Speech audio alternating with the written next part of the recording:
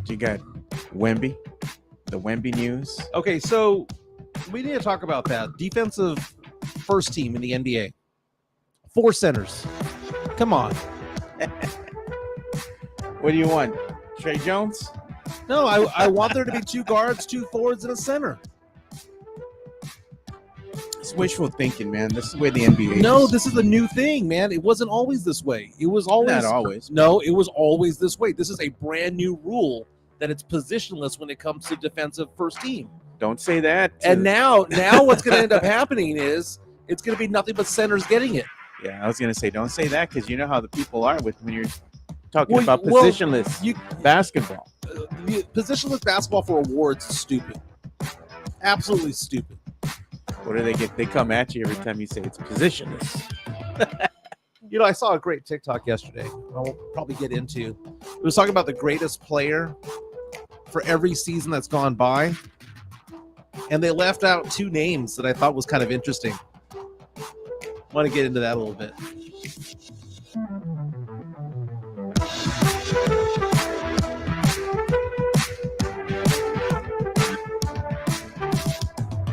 Boom, boom, boom, boom, boom. Don't forget to share, guys. If you guys are on the stream right now, share it to your social media. Let people know that we're on Buenos Twitter. nachos.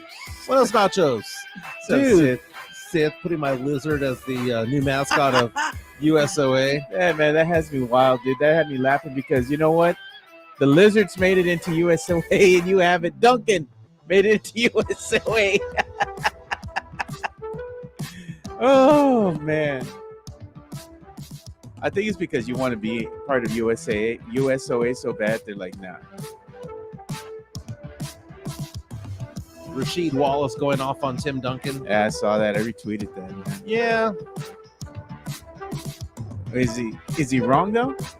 He's not saying that Kevin Garnett is actually better than Tim Duncan. But he was saying at their peak levels. Welcome to another episode of Alamo City Sportscast with Mike Jimenez and Joe Garcia. Make sure to subscribe and hit that like button. Join the discussion as we broadcast live from beautiful West San Antonio. And remember to tip your hosts as it helps the show grow. What up, San Antonio? What up, South Texas? This is the Alamo City Sportscast coming at you from the beautiful city of San Antonio, Texas, home of the Spurs, home of the UTSA Roadrunners, the SAFC, Holmes Huskies, J Mustangs. What else are we the home of? We're the home of USOA. We're the home of USOA, baby. Who, by the way, has a new logo that we'll get into. So we're going to have a big show today. This is an opportunity for us to kind of just get together, talk sports, talk pop culture, get nostalgic about things, maybe get a little Nesio from time to time. Maybe Demon Mike will make an appearance.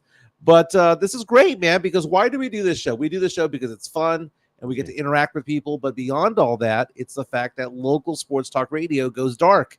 If you turn it on right now, you're Colin Coward. You're going to hear Jim Rome. Why would you want to hear national people when you can have local content? So we have us here at the Alamo City Sportscast. We have In the Building with Mike Taylor and Rudy J going on later on today. This is where you go for local radio. The great thing about both shows is that you can listen to it at 2 in the afternoon, 5 in the afternoon, 10 at night. Dude, we get more people who listen to our shows sometimes at night and than during the day. So that's kind of interesting. Shout out to my boy DJ LG, another fellow producer, man. And shout out to Rudy J and Mike Taylor, man. They're good guys. Good guys. We are all friends when it comes to it all. Lots to get into today. First and foremost, man, the Eastern Conference Finals went on yesterday, game 1. And I thought to myself, no way in the world Indiana's going to have any chance in this. And it went into overtime last night. And I'm going to tell you what, I'm going to double down. There ain't no chance that Indiana has any chance in this thing. It proved it to me. What happened last night proved to me that Boston's going to just wipe them out. It just proved it to me. We'll get into that. The Western Conference Finals gets going tonight. We've got the Dallas Mavericks taking on the Minnesota Timberwolves. Who has the advantage here? Would you be surprised if Minnesota makes an easy series out of Dallas, or would you be surprised if Dallas goes into Minnesota, steals game 1? We'll get into that.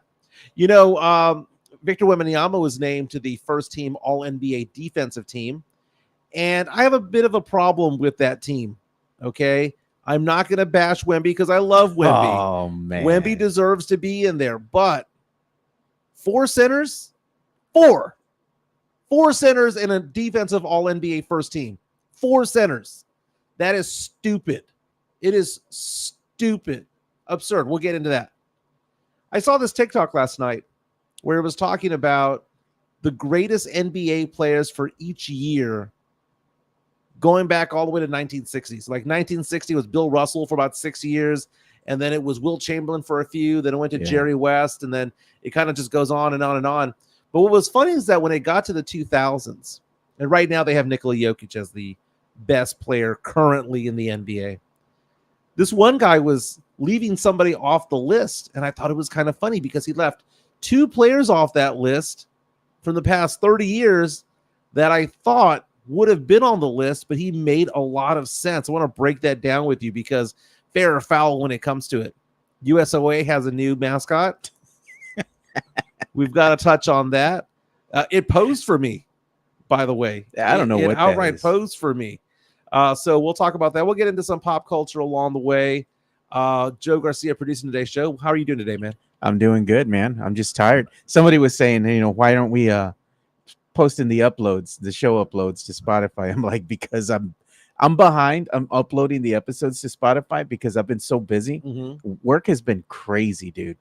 It's been nuts. I mean, I've been working so many hours. I don't have time. Like before, I would be working and I would be like, okay, in between, I had a little bit of couple minutes, maybe 10 minutes or whatever, 15. I'll be like, okay, let me go ahead and start getting the show ready, and I'll upload it between work. Not anymore. It's like we're getting slammed every single day. Brutal. That's the reason why I talked to you privately about what I did. What's going on? Yeah, what's going on behind the scenes. Because man, something's got to give, bro. Man, I'm having lunch today over at the Spurs Club, so kind of excited about that. I have a business meeting over there.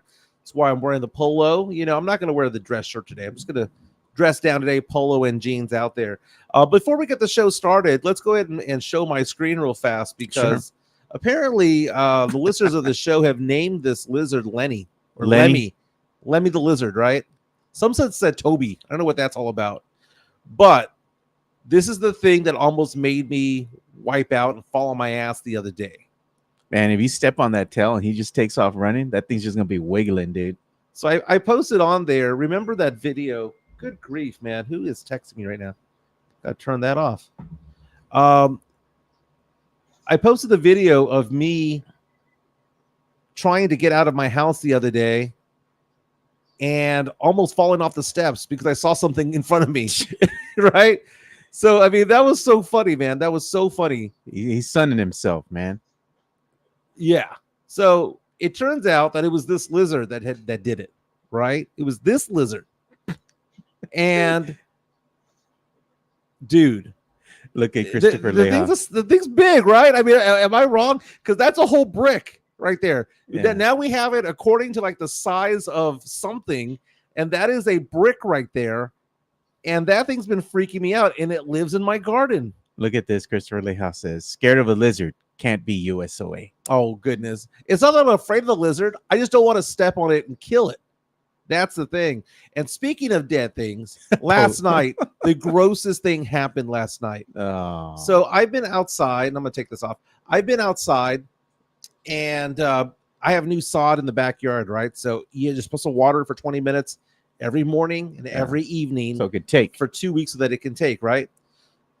So I left to open the door to my back door, right? I left it open, and the dogs are coming in and out, and it's just like, whatever. I don't care.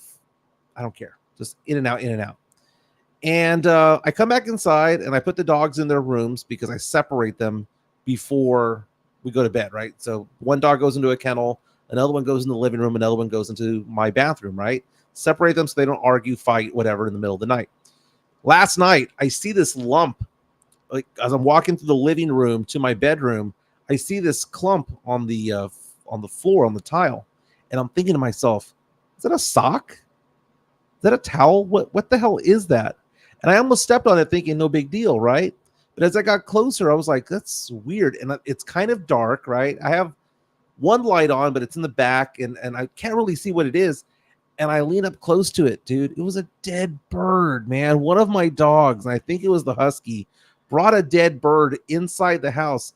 So now I'm getting a broom and a dustpan, and I'm like trying to not look and put it in there.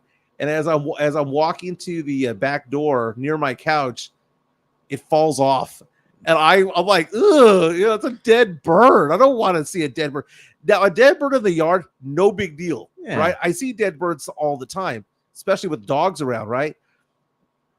But for it to be in my house, so the reason what freaked me out was as I'm carrying it out, it was still somewhat alive, and it started to jiggle. And I was like, oh, gross. And I dropped it, right? It probably killed it at that point when it hit the tile. Yeah. I picked it up and I just flung it into the backyard. So it grossed me out. I had a dog one time named Baylor. Baylor lived to be almost 18 years old. And this was the dog that I had with my first wife, and my daughter Gabby grew up with it and was her dog all the way till high school, man. It was a half dachshund. It's a weenie dog, half beagle, right? Oh, man, it's a weird combo. So it was a tall weenie dog, kind of a tall weenie dog, right? And this dog was the greatest dog I've ever had in my entire life. But the funniest thing is, it would catch rabbits, man, because I lived behind in front of a nature belt, and he would come up to the glass window with rabbits in its neck, dude, all the freaking time, dude. Dogs are crazy, but man, dogs are crazy. I was just thinking about my friend Blanca. Yeah. I was like, I wonder what Blanca's doing. And then she called me right now. It's like, come on the show. I'll get with you after the show, Blanca. People should know what time we do our podcast. That's the thing. I want you to know two things: when I'm having a podcast and when I'm taking my nap. Man, I had a great nap yesterday over at HEB. After the show, I went over to get a baked potato because, man, you go to the HEB.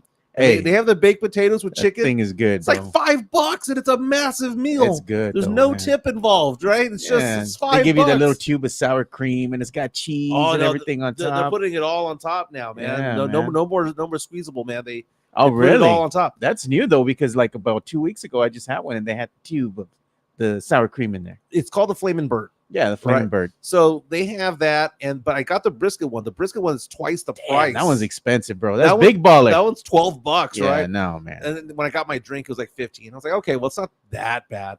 But what's funny about it was, you sit down and it's just so heavy. I finished doing this show. Sticks to your sides, bro. I went into my car to turn it on. It was so hot getting to the parking lot, making my way all the way back. I was like, you know what? I'm just gonna close my eyes for a minute. Dude, it was 30 minutes in the parking lot with the car running. People were probably behind me wanting the parking spot, right? Thinking that I was leaving. Bro. You're over here falling asleep. So people are asking, do I want to go dove hunting? Is this because you want to shoot me in the ass, kind of like Wedding Crashers? Is that Sam Salinas? You can't even stand the dead bird on the floor, bro. When you shoot a dove, what do you think's gonna happen? Exactly. Pick it up and I'll put it in shoot a little the targets. pouch, man. I mean, I've gone to gun ranges before and shoot targets. Do you know how to get the breast meat out of the bird? Yes, I go to KFC. I go to Bill Miller's, and I just peel back the fried skin. No, bro. Dude, why would I want to go kill something? Oh my God, tall tail. We haven't had a tall tail in a while. Yeah, in a while. This is the grossest thing, and I'm gonna be made fun of for it. Back in the day when I was a TV news reporter, I was doing a technology story about technology in farms and how they've gone high tech. I will not pull the meat off of a bird, right, that I just shot, right? But I gave a cow a sonogram. And I was shoulder deep in that thing, dude. Man. Shoulder deep with the thing that looked like a microphone, like a karaoke microphone, like this microphone was all the way in there. And as it's in there, the computer comes out and they're basically telling me whether it's grade this or that or the other, the size of the ribeye, the size of all that. And I was like, coming at it. It was gross. The things I did for work. That's pretty nasty, dude. That's the nastiest thing I've ever done, man. Yeah, but shooting a dove isn't nasty. You shoot it. You have like this little vest that has little pockets. You just put the dove in there. You get your fill. Then you go back and you get the breast meat out of the dove and you wrap that with some bacon. Throw it on the grill, bro. Dude, gross. Drink a beer. That's good gross stuff, man. Sid coming out saying Mike was trying to get the calf out, but it turns out it was a bull's ass. It went trying to milk the bull. trying to milk the bull. It was like the movie Top Secret. Remember with Val Kilmer? Oh, They're dressed up God, as the man. cow. That one of them gets mounted. Yeah, I remember that, man. Me and my brother-in-law were talking about that movie the other day. We're like, man, we're talking about like outrageous comedies of the 80s. Yeah. And that's on the top of the list with Airplane, The Naked Gun, Dude, Police Academy. It's great, man. And it's so funny to quote these movies because famously or not, I did not watch a lot of movies growing up, but there's a lot of the gross out comedies I did watch because of my cousins. Yeah. So okay. whether it be Airplane, Caddyshack, the Kentucky Fried Movie, Files from Police Squad, which became The Naked Gun Yeah. later on, and when they redid it, a lot of those movies I did watch, and it's so funny how you quote them. Like whenever I hear somebody does bad, like about something, I was talking to a friend of mine yesterday, and she was talking about how some of the people in her classroom are doing bad in reading and state testing and stuff like that. And I quoted Judge Smales. I was like, the world needs ditch diggers too. Look at the Midtown Texas. Mike would pick up the doves with the dustpan. That is true. And I man. picked it up like looking off to the side because I really didn't want to look it in the beak. I was looking off to the side. Like, how did my dogs kill birds? Like, they kill birds like once a week, man. What are they doing? Oh, man. Are they you can't swatting forget them Porky's, down? the Nesio comedy of the 80s, dude. Dude, Porky's I saw for the first time about 2 years ago. And that was an insanely crazy movie. And to be honest with you, I really wasn't even that great. I didn't like Porky's too much. I'll be honest with you. That was just a Nesio comedy, dude. Nesio comedies, sometimes they're done more high class than anything else. I'm gonna give you an example. Nerds. Well, Revenge of the Nerds was funny, dude. Booger. What was the one where they go to Florida for spring break, and he gets a suitcase out, and he puts like 1,000 condoms in there, and one pair of underwear. That's all he was gonna take. That would be you trying to get ready for your Vegas vacation.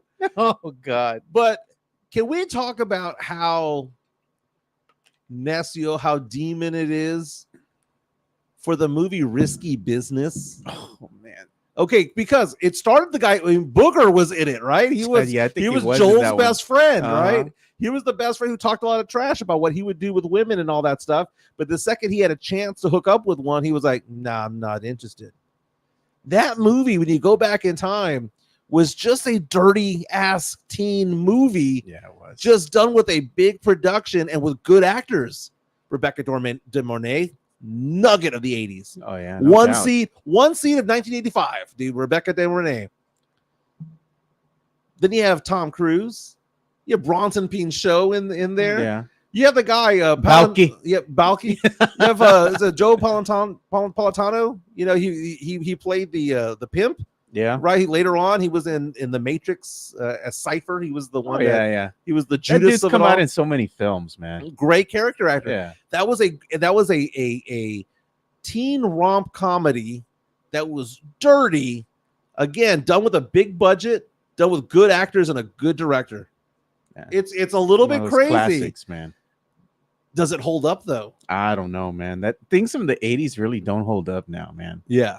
It's a different era now, but back in the 80s was a different time, dude. Like they were just some raunchy comedies, man. I'm telling you, that one, what was it, Zapped? I'm telling you, dude, that's a raunchy ass comedy. You are talking. I have a good friend, Sean, who whenever he talks to me about movies will bring up the most obscure movies of all time. Like no one's heard of Zapped. That was a raunchy comedy. No, but no one's watched heard of it, man. They've watched it, man. Dude, Midtown saying Mike had a lambda sweater. Delta, can we help you? By the way, one of the funniest scenes of that movie was Lamar. When he had the javelin, and the javelin kind of like would bend, and he threw it. It was all wiggling. I remember that. 16 Candles was perverted. It was Mario Cavazos saying. Dude, my daughter can't watch it, man. Gabby. Oh, bro, 20 years old. This is a cult classic, bro. This one's one of my favorites. Obscure classic with the cult following. Better Off Dead. And it's a movie that you can't find streaming. I have looked for it like crazy, man. The international language of love. And it stars the guy. Well, I mean, it stars one of the guys that was the director and the guy that is being criticized for iCarly and all the Nickelodeon stuff going on. Oh, You know, that was him, man.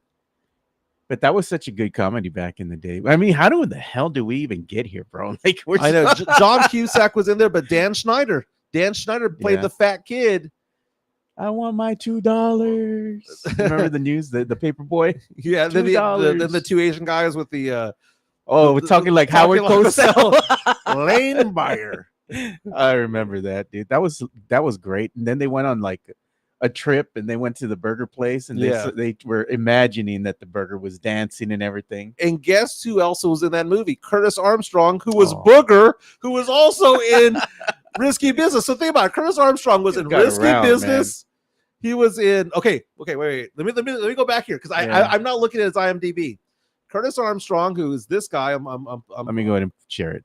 Okay. Correct me if I'm wrong, and I'm going to look it up. He was in Revenge of the Nerds. Yeah. Right? He was Booger. Yeah, Booger. He was the best friend of Joel in Risky Business. Yeah. He was in Better Off Dead. There was another classic that he was in. Wasn't he in Back to School? I think he was, dude. With Rodney Dangerfield. I'm going to look that up right now. Was he in Back to School? Oh, my goodness. I mean, what an IMDb this guy has, man. That guy's been around forever. Resume there. He played Miles. God, man. Talking about these obscure 80s comedies, man. That's something that you need to review. You need to review one of these 80s comedies. Well, it has to be one that I've never seen. The one that you've never seen. Like Porky's, I had not seen that one before, and I watched it. And I didn't give that good of a review of Porky's because it just wasn't that good. I mean, it was stupid. It's just necio. It was just stupid. Locked On Spurs, Jeff Garcia is saying that he was also on Moonlighting, which was Sybil Shepherd and Bruce Willis back in the day. That series from back in the 80s. Sorry, I was going to sing the theme song. By the way, we were talking about this earlier, and I saw a meme about it this morning about the movie Ghost.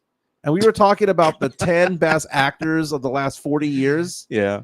And since Jeff Garcia from Locked On Spurs and Ken's 5 is on and listening right now, I would like for you to type in right now who you think the 10 best actors are, male actors of the last 40 years, because we had 4 that we said are no-brainers, right? The no-brainers are Tom Cruise, Tom Hanks. We had Michael Keaton as no-brainers. Who was the 4th one that we had as a no-brainer? That was Michael Keaton. You had Michael Keaton. Who else? It was Michael Keaton. It was Tom Hanks, Tom Cruise. And there's one that we're missing, by the way. Kevin Costner? Or Patrick Swayze? I had Kevin Costner out. Harrison Ford. Oh, okay. Yeah, Harrison Ford. So Harrison Ford, Tom Cruise, Tom Hanks, Michael Keaton, in. Yeah, definitely. Do you know who we didn't add? Who? Wouldn't you put Arnold Schwarzenegger on that list?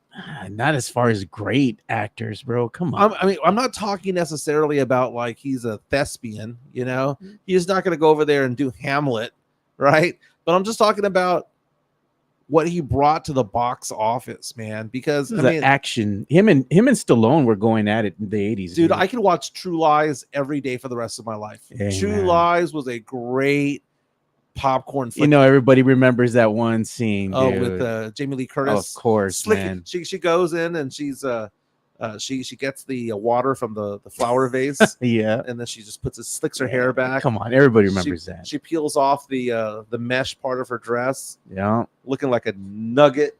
Like, bro, man, that did it for everybody in the theater. She wanted to go as Natasha. Yeah, and they said, "You're Doris." Doris, and he's Boris. And then he's like, take off your nylons. How can she not tell that it's not him? And how can she not tell? He's supposed to be some nerdy guy, right? Yeah. What was he? He was like in sales or something, or computers or something like that. And Arnold Schwarzenegger's physique did not scream that he was doing a nerdy job. His physique, come on, man. He had to have been at the gym like 5 hours a day, 7 days a week, and she didn't know that he was, dangerous. Look at that, Keanu. Yeah, we had Keanu Reeves on that list. Val Kilmer, man. Sean Connery. Val Kilmer, I'm going to go ahead and leave off. Sean Connery's a good actor, man. Sean Connery's great. I mean, but a lot of what Connery did was before 77. Look at what Gert 80, says. 84, rather. Gert says, get to the chopper. Get to the chopper. Joe Gonzalez saying Denzel above all those actors. That's actually one of my nominees as well. I also said Woody Harrelson should be considered. Matt Damon, maybe Leonardo DiCaprio. There's a lot of names out there, but how do we narrow down to 10? Because we need to have a Mount Rushmore. Right. What, best actors? And then we need to have the starlets. The second half. And then the starlets. Yeah. The problem with the starlets, we talked about this yesterday. The problem with the starlets is they don't have the 30, 40 year runs. I mean, there's a couple. There's Meryl Streep, but who wants to watch a Meryl Streep movie? What was the last Meryl Streep movie that you saw that you were like, oh, I want to watch that? Look at what Hefe says. In recent history, Denzel, Cruz, Hanks, Costner, Crow, Joaquin Phoenix, Keanu Reeves. Okay, leave that up. I want to go to that one. I want to go to that one. Okay, so Denzel, dude, I was on a plane going to Charlotte a few weeks ago, and I had all these movies that I could watch because I flew Delta instead of Spirit this time. You actually saw a movie? Yeah, so I saw a movie. Oh man! And out of all the movies, they had a big old selection there. I watched Glory all over again. Okay. With Matthew Broderick, Denzel Washington, Andre Brower, who R.I.P. passed away. That was the Civil War movie. That was the Civil War movie. They made us watch that in high school. Yes, about the Black Battalion that joined the Massachusetts whatever and fought a battle in South Carolina that they ended up losing. But then again, the white battalions also lost as well. But it was kind of a rallying cry, and hundreds of thousands of free black men joined the Union at that point. Denzel Washington, the crying scene when he's being whipped. Yeah. Oh my God. Then you fast forward to Philadelphia. You fast forward to other movies he's done. Training Day. You fast forward to even Flight as an older guy. That was a good movie. I will say, Jeff Garcia from Locked On Spurs and Ken's 5, that Denzel Washington's there. Cruz, Hanks, we know, are in there. Costner. Okay, let's talk about Costner. What do we have from Costner? We've got the baseball movies, right? We've got Bull Durham. We've got Field of Dreams. Yeah. Are we going to count Yellowstone? You can't count Yellowstone if you're going back to the 80s. No, Yellowstone, the movie the TV show that's I know, but the biggest TV show, but it's the last 40 years, so that'd be 84 to 2024. Yeah, you could count that if you're going to put it in that range. I mean, Dances with Wolves. He's Dances with Wolves. Don't forget the Robin Hood movie. Waterworld. Waterworld. He did the Untouchables. You know what? I'm going to say that Costner's not on the list. I think he's honorable mention. Can you put up his list again, Jeff Garcia's? Yeah, it's right there. Russell Crowe. Man, Russell Crowe is that guy that was hot for like 5 years, but for the last 40 years, I mean, Gladiator, all-time great movie. Another movie I can watch day in and day out. That's a great movie, even though there's a lot of like errors in that movie when it comes to like you see like engines and trucks and stuff like that in there if you look closely. Yeah. But he was in A Beautiful Mind, which won a lot of awards. But is he the greatest or one of the top 10 of the last 40 years? I say no. Yeah, but you can't forget De Niro, Pacino. But De Niro, Pacino, a lot of their stuff is before because Scarface was what, 81, 82?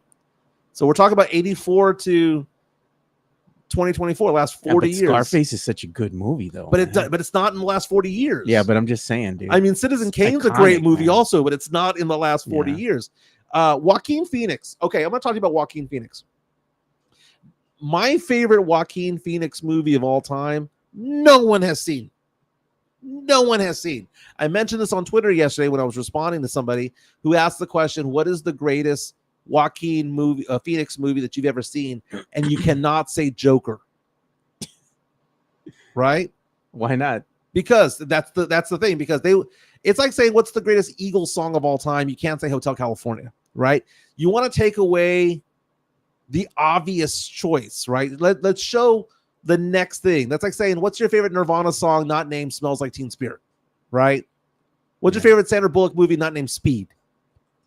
So Joaquin Phoenix. Demolition Man. Isn't that Sly Stallone? Yeah, but that's Sandra Bullock is in that movie. Yeah, Stallone could also be on that list, but then again, you're counting out Rocky 1 and Rocky 2. You might be counting out Rocky 3 if it's not since 84. Okay, Joaquin Phoenix, best movie he's in is a movie called Return to Paradise. Have you even heard of that movie, Joe? I've never heard of it, man. But what about Nick Cage? You know, you got to get him some love, dude. man. Nick Cage is okay. We'll go in there. Return to Paradise, by the way, stars Anne Heche, Joaquin Phoenix, and Vince Vaughn. This was Vince Vaughn, young Vince Vaughn. This was like right after Swingers Vince Vaughn, and Joaquin Phoenix had not blown up yet. What a great movie that was. Okay, so Morgan Freeman's been old the entire time, Garrett. Since Driving Miss Daisy, he's been old. I mean, you could also make this, Jack Nicholson? He was red. Jack Nicholson, a lot of his stuff is before 1984, man. Just because he showed up at Lakers games in the 80s and the Showtime Lakers, that's not it. Yeah, Hefe says Bill Pullman had a run. Bill Pullman had a run. He's in the Hall of Good, dude. Oh, God, Joaquin Phoenix. He's in the Hall of Very Good. Her. You remember that stupid-ass movie. Isn't that Scarlett Johansson? Yeah, the voice of the robot. Yeah. Or the AI, yeah. Well, Sam Salinas saying that brings it up a very good point. Ray Liotta, man. Ray Liotta was a good actor, bro. Fernandez saying "Walk the Line." I mean, that's a great movie with Joaquin Phoenix. So so Sam Salinas bringing up the point that Harrison Ford might be disqualified, but he had Indiana Jones, right? When did Indiana Jones come out? That was like 1980, 81. But he had more. No. It was 83, I think. He had more than just the one Indiana Jones, right? Because he had Raiders of the Lost Ark was 81. Temple of Doom was 84. Okay, so Temple of Doom counts. But you had more than just that. I mean, you had, dude, I mean, wasn't he in Working Girl with Melanie Griffith back in the day? I mean, Presumed Innocent. He had a lot of good movies, dude. He had a lot of good movies. Man, this is great. Sith Elias coming up and saying Hugh Jackman. Hugh Jackman. Wow, this is a good one. I like this. Just don't give me Jack Sparrow, dude. Don't give me Johnny Depp. No one's mentioned Johnny Depp, by the way. Oh, Sith coming out. What about Kevin Bacon? Oh, man. Completely forgot about Kevin Bacon, man. Kevin Bacon's been in everything, dude. See, this is the bad thing about Hollywood. And this is a very sexist thing to say, but it's an accurate thing to say, is that guys can have long-lasting careers forever. Tom Cruise can be shown in a movie right now. Tom Cruise is 60 years old, and they'll have like the female opposite him being 35, right? The guys, Harrison Ford and all of them, Johnny Depp and all, they're all over 50. They're all over 60. Some of them are over 70. And then you see a movie and they're with a 28-year-old, they're with a 32-year-old. The women's like stardom, it is a small 5 to 10 year window if you're lucky. Maybe if you're super lucky, a 15-year window. You know right now who's having a good 15-year run?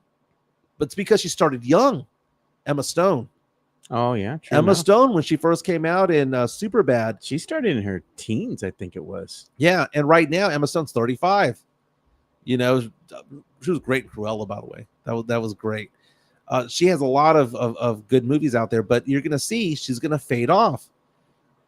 Back in the day, so I brought this up because we were talking about Rebecca De Mornay. For about a 3 or 4 year period, she was like the thing, right?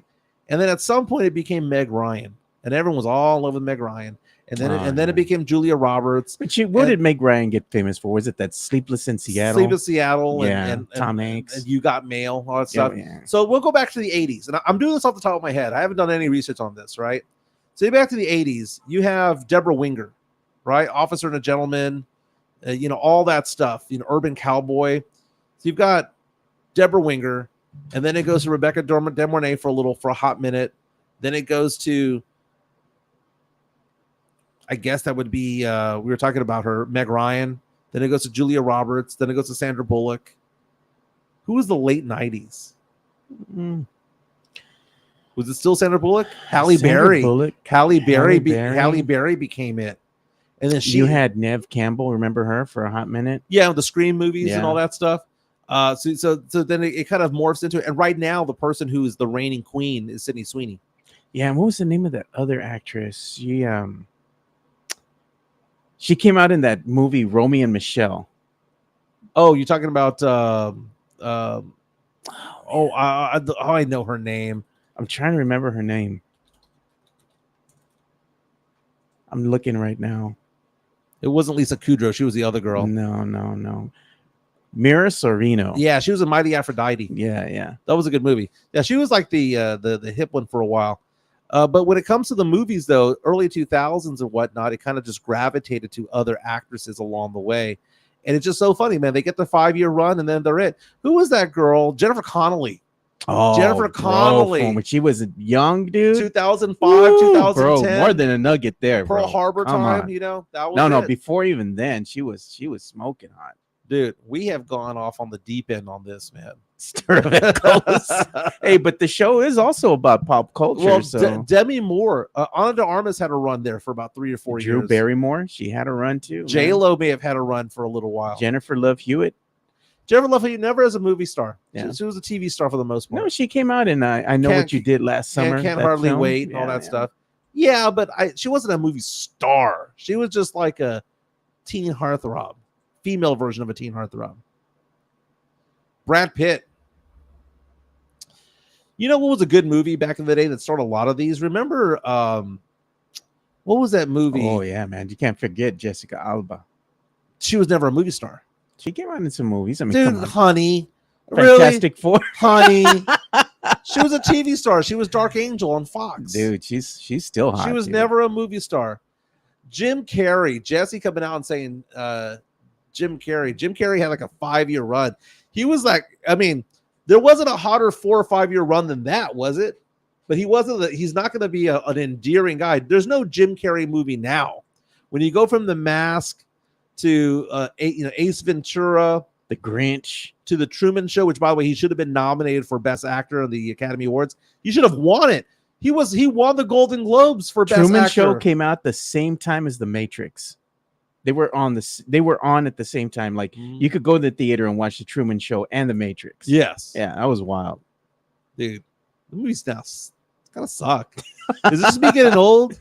No, there's still some good movies. I mean, I saw Planeta de Chango, Planet of the Apes, the new one. Planeta de Chango. That's what I say when I go to the theater. We're going to go and buy our tickets if we're going in person. I like to embarrass the wife, so I say, give me 2 to Planeta de Chango. Yeah, I'd walk out at that point, man. No, man, it's funny, dude. And anyway, we had a good time. I liked the film. It was good.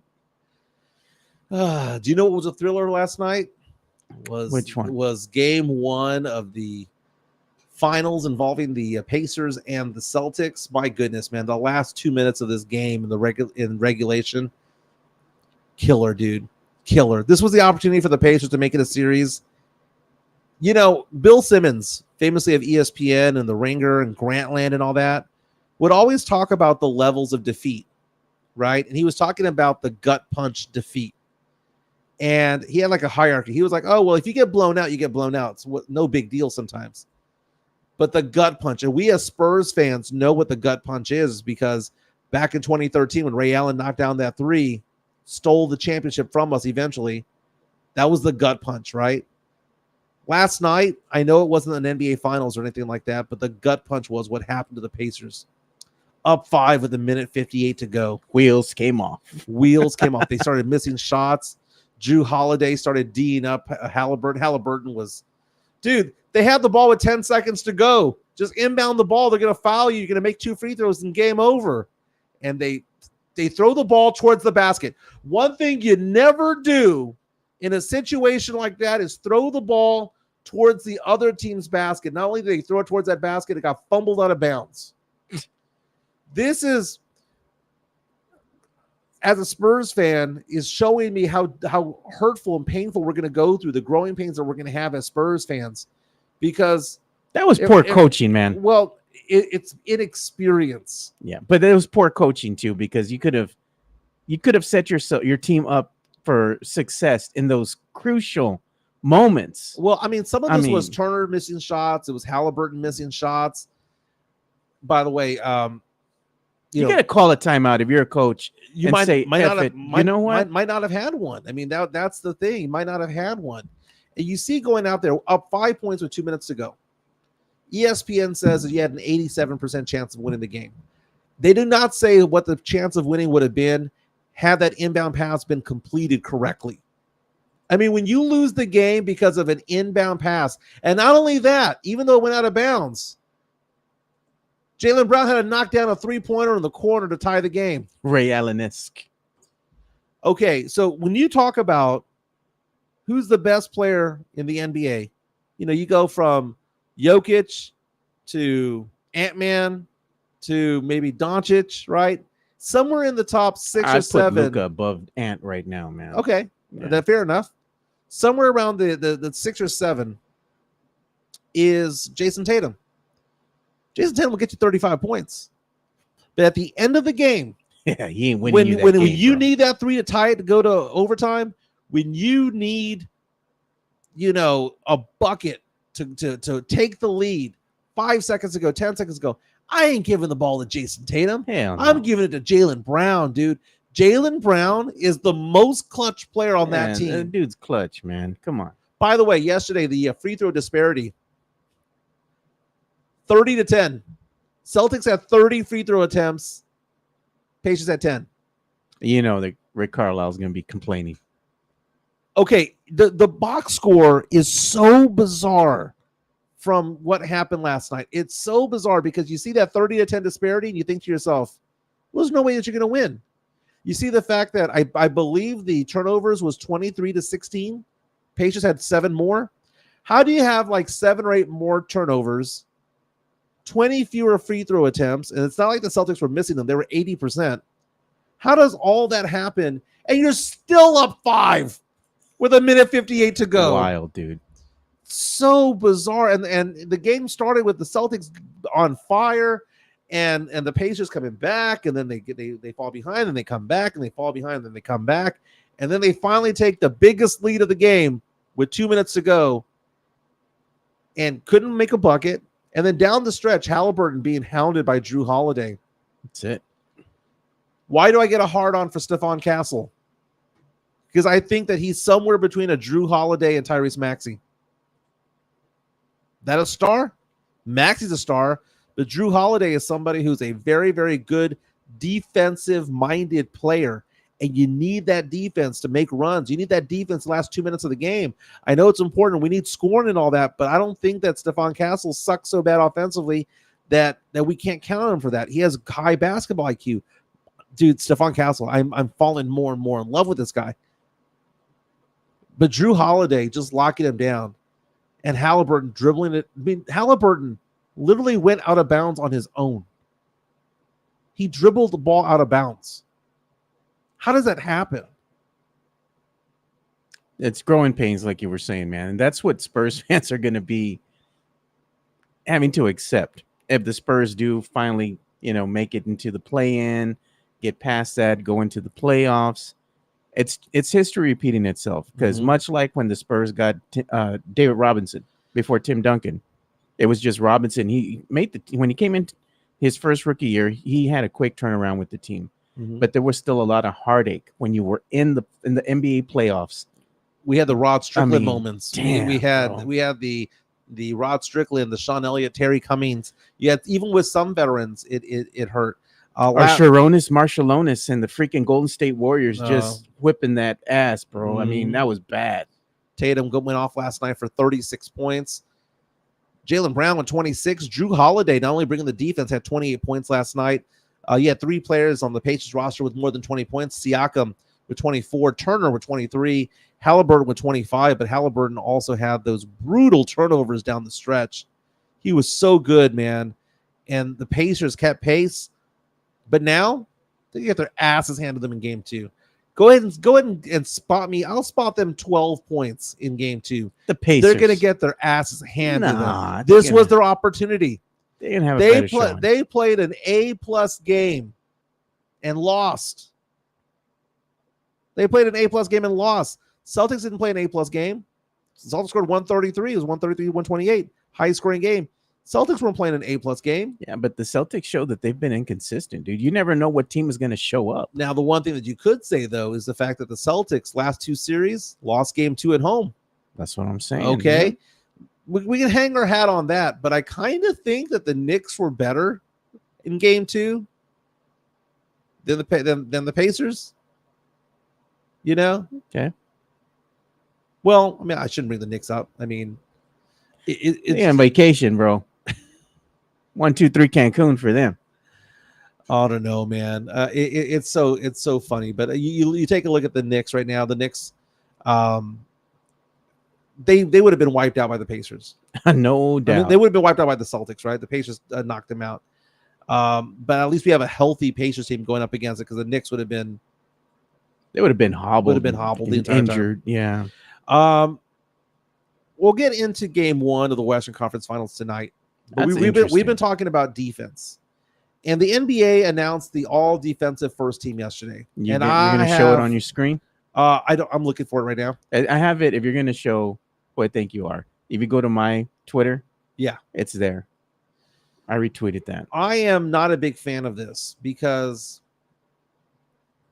I think that this is going to get away from itself, man. I think that this is going to be something that is going to have to be revisited. The All-NBA team being announced yesterday was bizarre because it has 4 centers involved. 4 centers. Yeah. Can't find what you're looking for, but let's go through the names here. Go through the names. The names include Rudy Gobert, who was named the Defensive Player of the Year, whether you like it or not. Victor Wembanyama, Bam Adebayo, Anthony Davis. Yeah. So when you hear a team, to me, I think of 2 guards, 2 forwards, and a center, or 2 backcourt, 3 front court. Okay? So if you're going to say 3 front court and it's going to be 3 centers, I might be okay with that.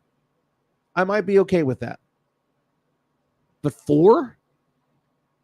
Dude, looking at the list, and this is the first year that they've done this, where they've done positionless awards for this. If you look at who it's been in years past, it was always 2 smalls, 3 bigs. Yeah. Samson is reaching out to us on our YouTube stream saying it's defense, though. Majority of defense comes from the back line. Not always. Not always. What's going to end up happening is people are going to look at blocks and think that that's the end-all, be-all when it comes to defense. There's more to it than that. Why disrespect the guards and the guard play? Not everything that Jrue Holiday does or Derek White does. He's one of the other members of the all NBA defensive team. I think he got second team. Why disrespect them, Joe? It's kind of like in the NFL, the MVP has turned into a quarterback's award. Gotcha. I kind of feel like the all defensive team is going to turn into just simply a center's award. I think what's going on now is that the centers are now the focal point of the defense in today's NBA. But that's always been the case. Well, it's more so, I think, because now you have a different evolution of the game where the focus is more on offense than on defense. So what happens is that you can't get scrappy like you used to back in the day. Not one guard was named, though. I understand that, man. I'm just saying, I think it's just the evolution of what is happening before your eyes. And like you said, a lot of these things are kind of positionless if you want to go ahead and get technical about it, but it's just indicative of how the game has changed a little bit. This would be like in the 90s. If we had an all NBA defensive team, yeah, and it'd be Robinson, Akeem Olajuwon, Patrick Ewing, and Shaq. Yeah. Right. And and having that be as a team, but that's not the case. It's not a team.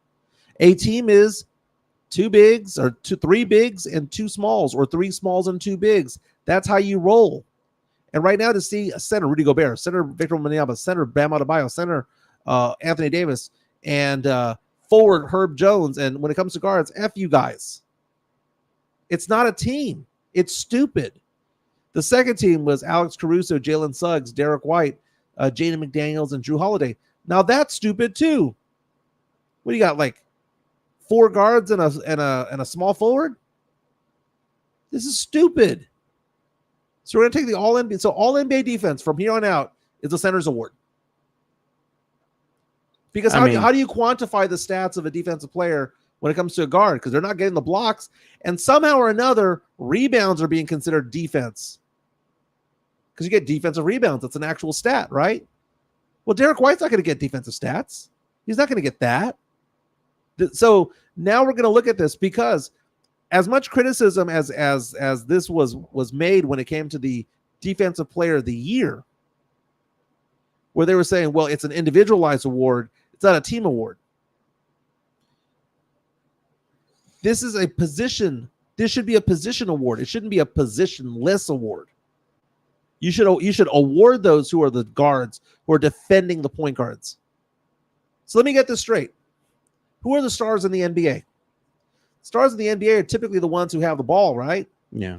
So you're telling me that somebody who is guarding Luka Doncic, Kyrie Irving, you're telling me somebody who's defending Anthony Edwards, who's defending Jamal Murray, who's defending all of these star point guards, Tyrese Halliburton, De'Aaron Fox, Devin Booker, all these guys, that they go day in and day out guarding these guys, but they're not going to have any chance of being all first team NBA defense?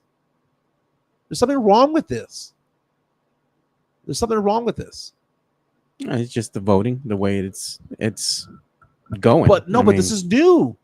This isn't like, you look at the team last year. The team last year was 2 forwards, 2 guards, and a center. Yeah, who knows? I mean, it's the people making the votes, you know? Sam Slee is saying, so you're saying give it to the best defender among each position. Yes.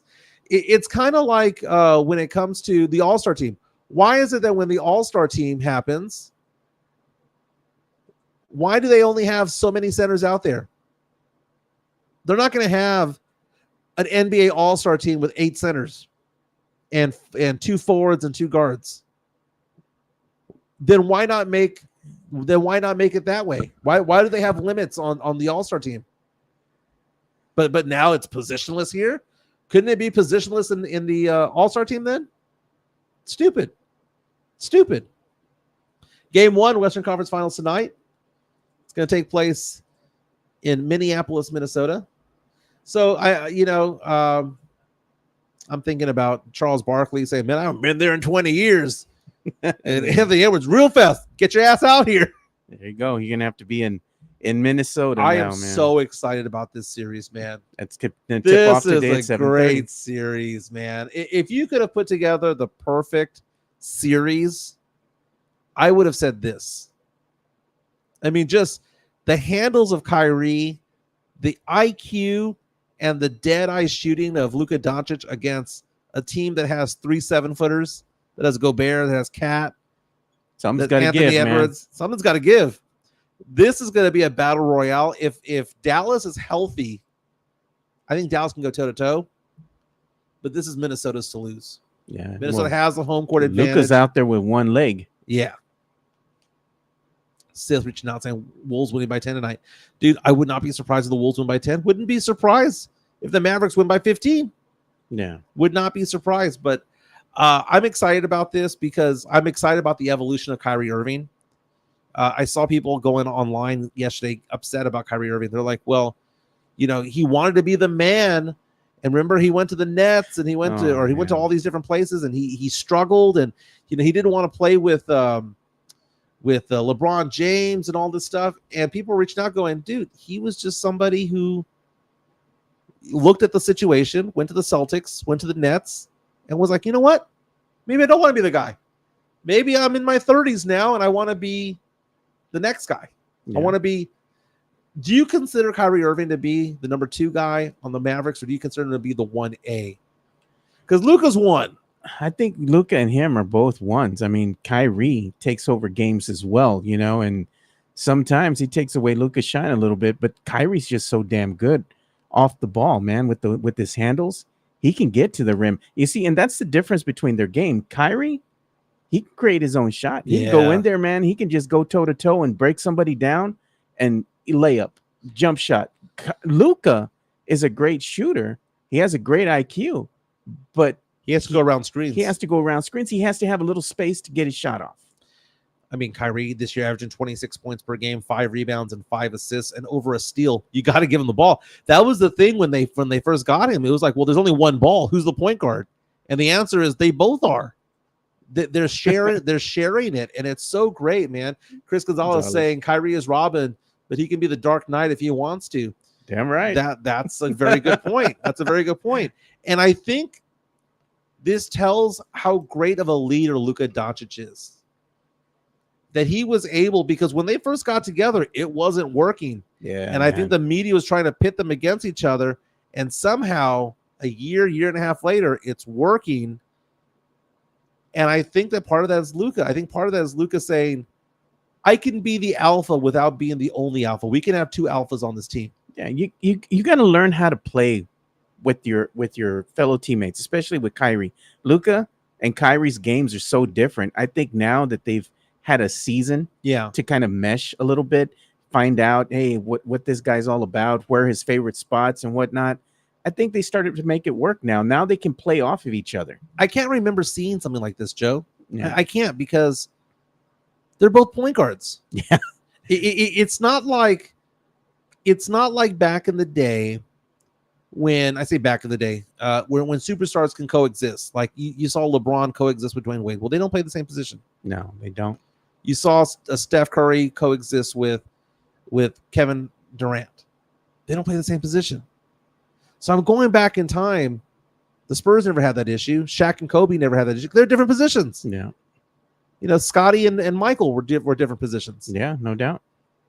But this is a situation right here where you have two elite point guards together. And some might not consider Luka to be a point guard. Some might say, well, he's kind of a combo too. But he brings the ball up the court mostly. He starts the offense. I kind of consider him more of a point than I do a shooting guard. You might say he's a combo, but either way, I've never seen anything like this. And if they go on to win it all, that would be a weird thing. And it shows that maybe it's the mind of the person who leads the team. Because, again, who's the head coach of the Dallas Mavericks? Jason Kidd. Yeah, and Jason Kidd was one of the best point guards of all time. Dude. One of the best point guards of all time. So think about that. Jason Kidd managed to get these 2 point guards. Because if I was to say who are the 5 best point guards in the NBA right now, I would name these 2 guys, and they're on the same team in the same starting lineup. It's insane. Yeah, man. And Jason Kidd's figuring it out, man. Let's give some love to Jeff Garcia from Locked On Spurs and Ken's 5. Locked On Spurs is your daily Spurs podcast, hosted by Jeff Garcia, the lead Spurs writer for Ken's 5 San Antonio.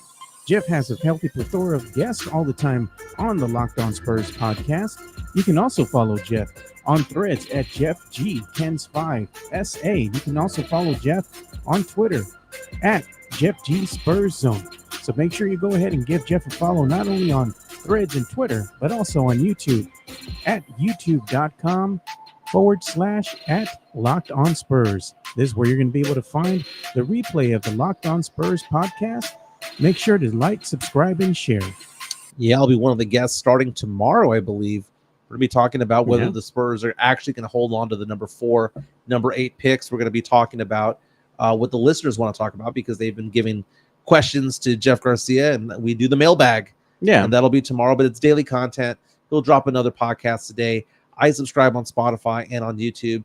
And on Kens5.com, you can follow Jeff at Jeff G Spurs Zone on Twitter as well.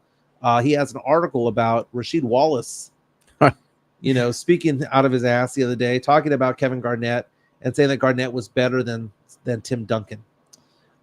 We get this from time to time. There are some NBA players out there, past and present, who believe the same. And I think part of it is that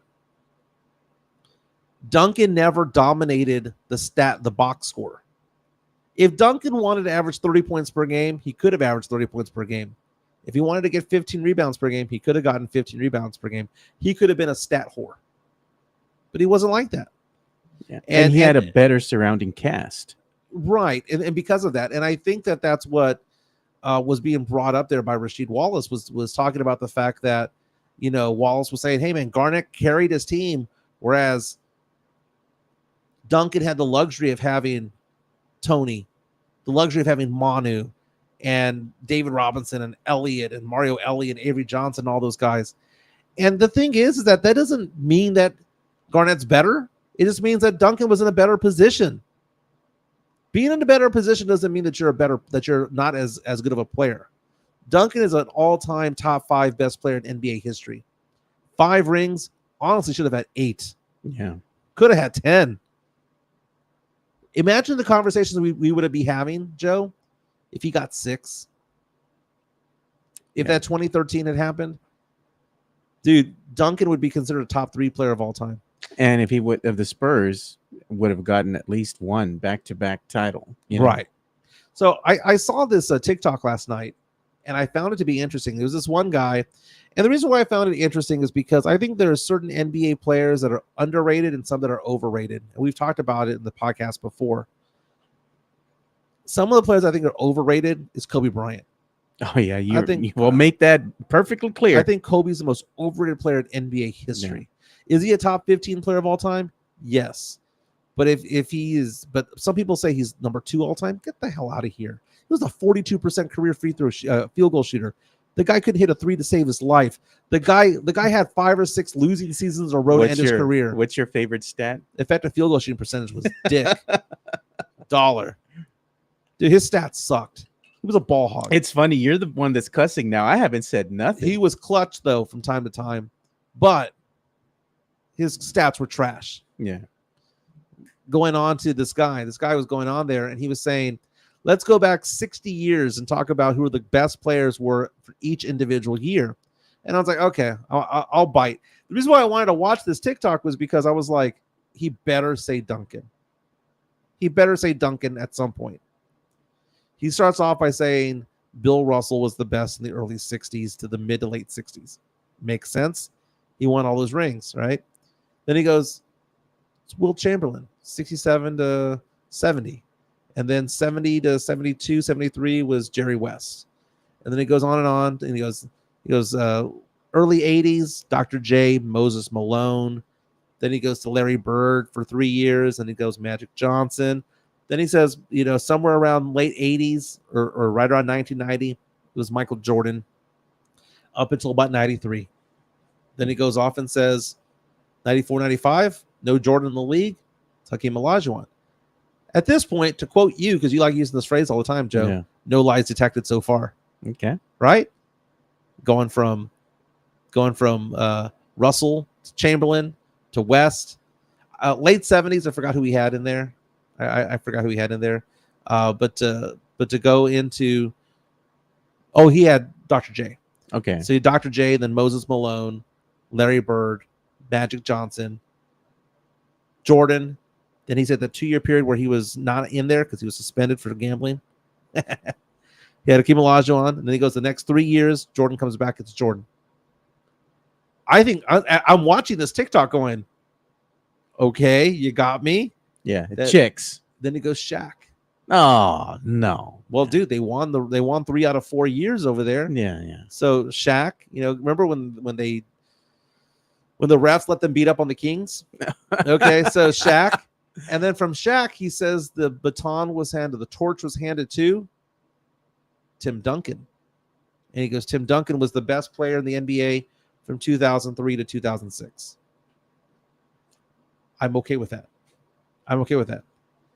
And then he goes 2007 and beyond.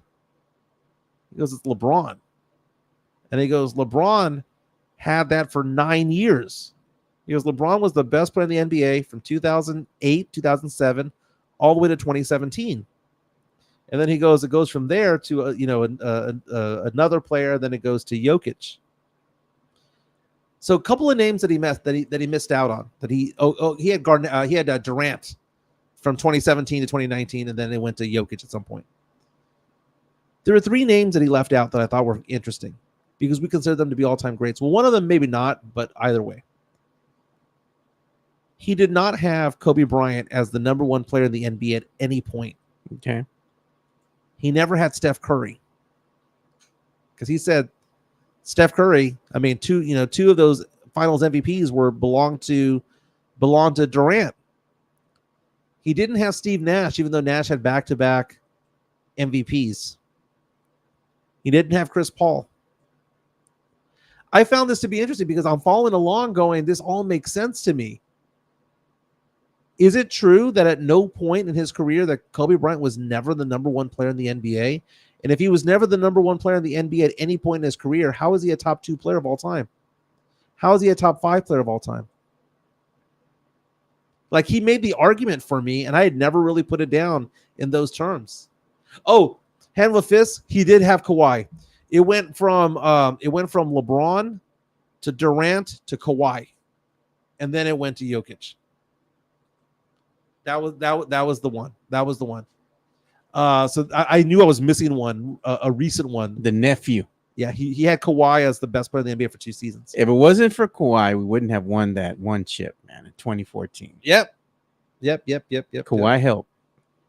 But they said, a lot of Spurs fans say, does Kawhi's jersey deserve to be raised to the rafters at some point? I'm the one who brought that up on San Antonio Sports Star back in the day. People got mad at me. People got mad at me. Let's go do some entertainment news. You want me to do the bump? Sure, why not?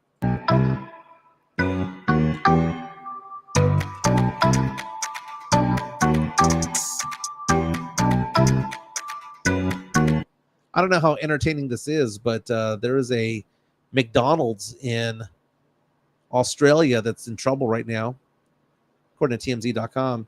A customer saw them drying off their mop in the fry bin. Oh, that's nasty, bro. What in the actual F was that, man? That's so funny. Did you ever work fast food? Never, dude. You never did? I never did. I'm telling you, like, because I was smart back in the day and I was really good with technology. My first job was actually working for Kelly Air Force Base in the summer. I remember you telling me and that. ever since then, that's all I've done. I've never had the liberty to work at, any fast food place ever in my career, which I'm happy for. I'm not saying there's nothing wrong with it, but I've never worked in fast food. Interesting. I worked at a McDonald's, and dude, I tell the story all the time about how the cooks called in. I was a cashier, right, for the most part. Cashier. I would mop the front. I would clean the toilets. I would do all that stuff. I did everything but cook. Yeah. And one day the cooks called in, and they put me back there. I didn't know what the hell I was doing, man. They just said, just make it look like the picture. I swear they told me that, dude. Yeah. Make it look like the picture. That was brutal, dude. Oh, look at David Atwater in high school. Yeah. I worked at McDonald's in high school. He said he's come home all greasy. Oh, look, it's Fernandez. I remember he was telling me this too. That's why he likes Bill Miller so much too, because he worked there. He worked at Bill Miller's, dude. Back in Labyrinth 410. Back in the day, man. I don't know what it was about Bill Miller's. They always hired cute girls, man. Dude, Bill Miller's. That's true, man. And it's tough work, man. Bill Miller's isn't like isn't like Chick-fil-A. Like an assembly line. They're like, come on. Hot, man. You're freaking hot. You're coming out sweaty, smelling like you do not smell like Chick-fil-A when you walk out of Chick-fil-A. I'm sure it's hard work-ish, but you're not like slaving away like Bill Miller's, right? Yeah. You're not gonna burn your hand on fried chicken. Bill Miller's looks like a rough job, dude. It is, dude. It's a rough job. Look at Puro Pinche Sports over here, and they were saying, got hired at the city's Catholic TV station for my first job at 17. Nice. Had no cred for the job. Oh, man. Oh, yeah, look, here you go. Raul. Bill Miller's, the girls in their tight jeans. Oh, no lies detected. Mm-hmm. There you go. Hey, but you know what I like too? And I was telling the wife the other day, because we stopped by Bill Miller's, because we drove back from Houston, right? And she's like, we're not cooking nothing. I know you're tired. I'm tired. Let's just go get Bill Miller's. So go Bill Miller's. And then as we're at Bill Miller's and we've already placed our order and everything, I look over, because the one right here on 1604, and I see Laguna Madre, and I'm like, damn, I effed up. I said, I had a hankering for a fish sandwich, dude. Yeah. I should have just went to the Laguna Madre. That and the cookies they got there, or the slice of key lime pie, that goes hard. Laguna Madre has one of the best hamburgers in town. It's so the fish weird. place. It's so weird, man. Go to La Laguna Madre, order a cheeseburger. I don't know what it comes in a Hawaiian roll, like a Hawaiian bun. Yeah, Oh my god, it's so freaking delicious. really, dude. And they have the perfect amount of like lettuce and tomato in there.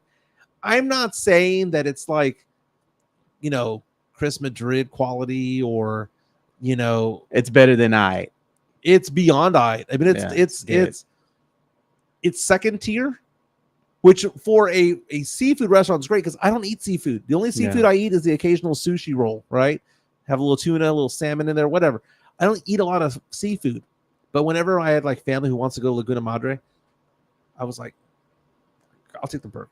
You know what used to be good back in the day? Barnacle Bills, remember that? Yeah. Dude, they had like some fish tacos that just slap, bro. They were so good. And the fish sandwich they had there, that thing was massive and it was so good. We dude. need to have a conversation about Long John Silver.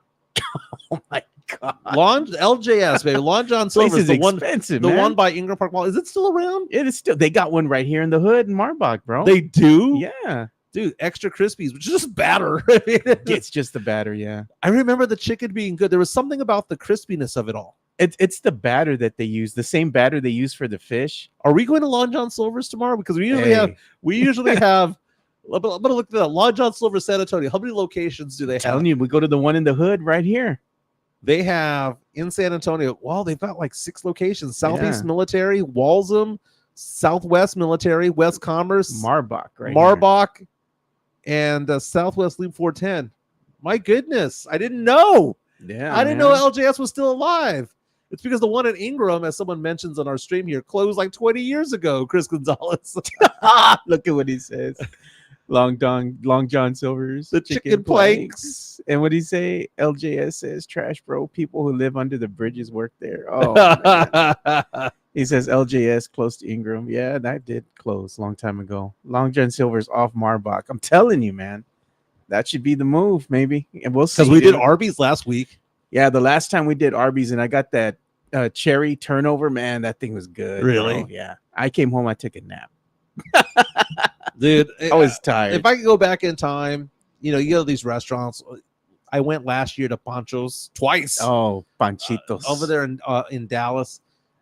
Bonanza. If I could bring back Bonanza for one more day. The remnants of Bonanza are still there on Military, right past 90. The one on Callahan also, right by Ingram. Oh, yeah, Ingram yeah. is also still there. It's another Mexican restaurant, or it's a seafood restaurant. Yeah, Bonanza used to be the place. They used to have the salad bar. Go off and do that. And then you had your own self-serve cone at the very end. It was elite, dude. Yeah. It was elite. It was know what else used to be good? Shoney's, dude. Shoney's was good, man. And Shoney's was an adjective.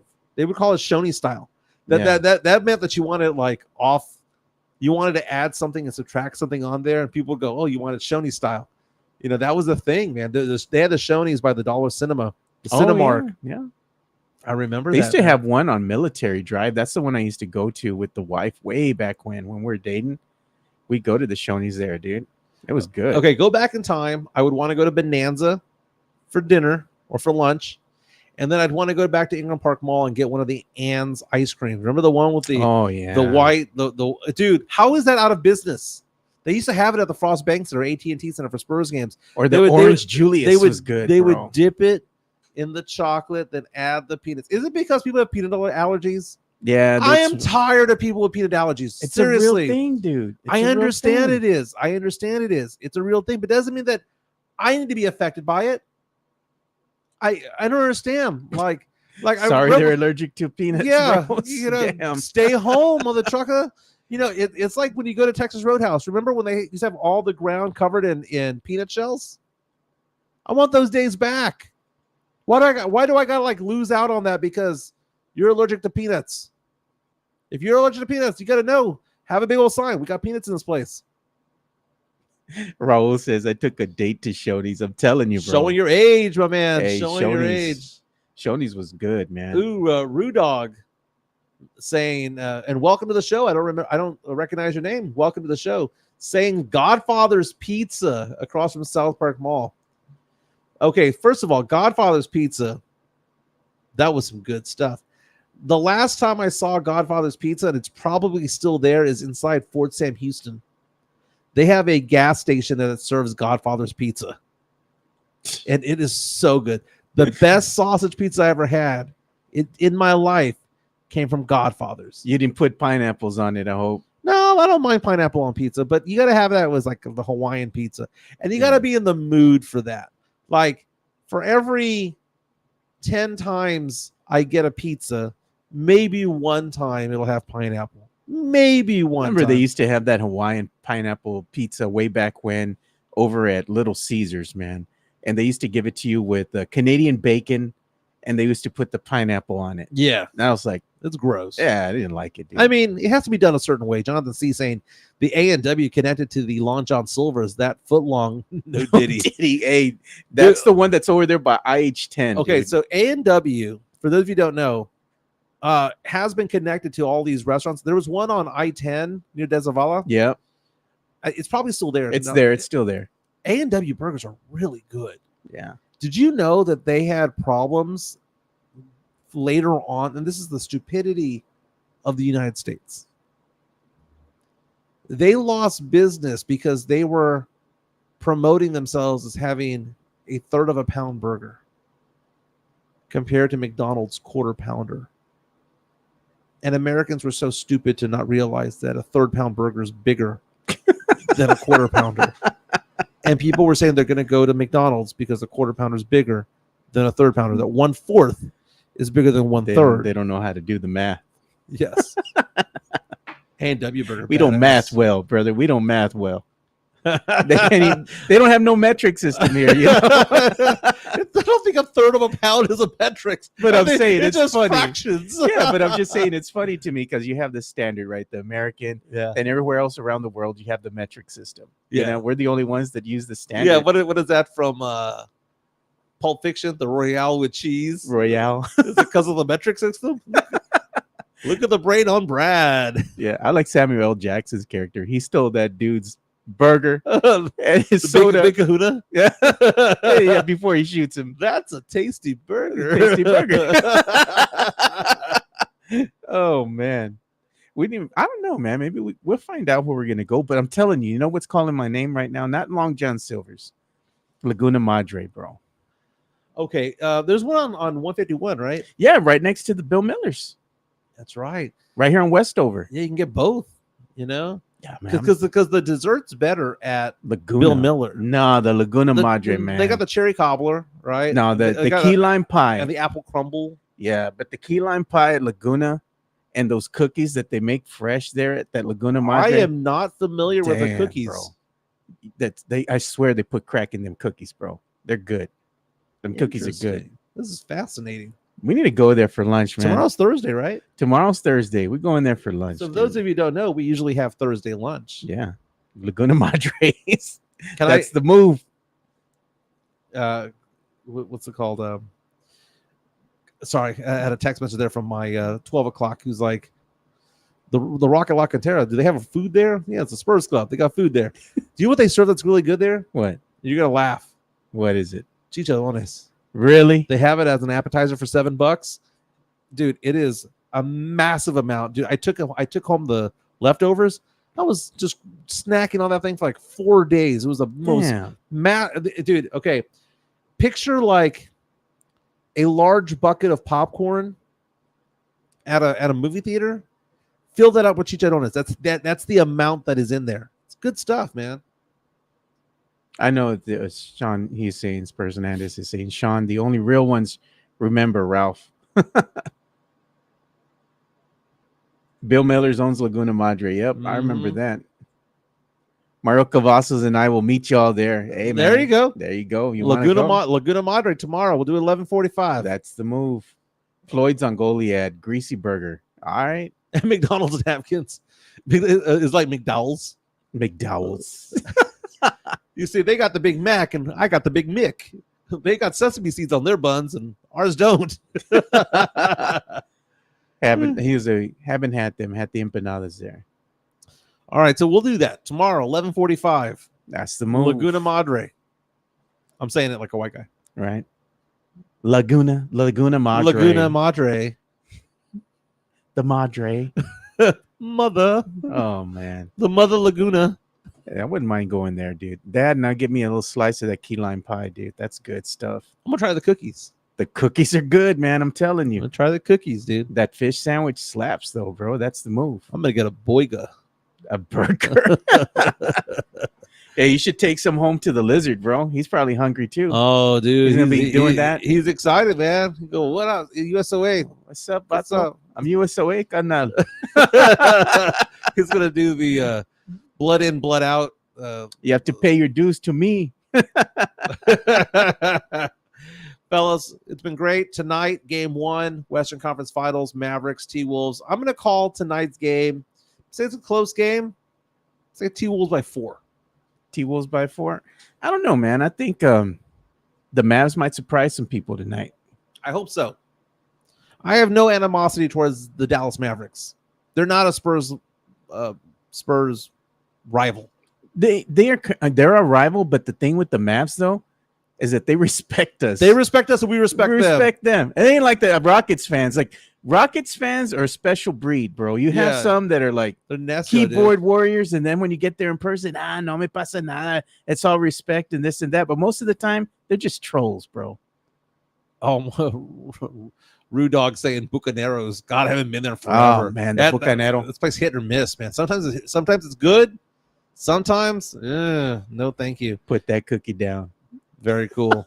Hey, don't forget to hit the like button on the way out. If you want to buy us a drink, buy us a coffee, QR code in the top left. Don't forget to share on your social medias, Twitter, Facebook, whatnot. Let people know that we're doing this, man. This has been fun. We'll recap game 1 tomorrow of the Western Conference Finals. Let's see if Hefe wants to come on the show. Yeah, that's what actually I was going to do after the show. I was going to hit him up. Let's make it happen. 11:45, lunch tomorrow. Yeah. Be there. We'll see you tomorrow. Later, boys.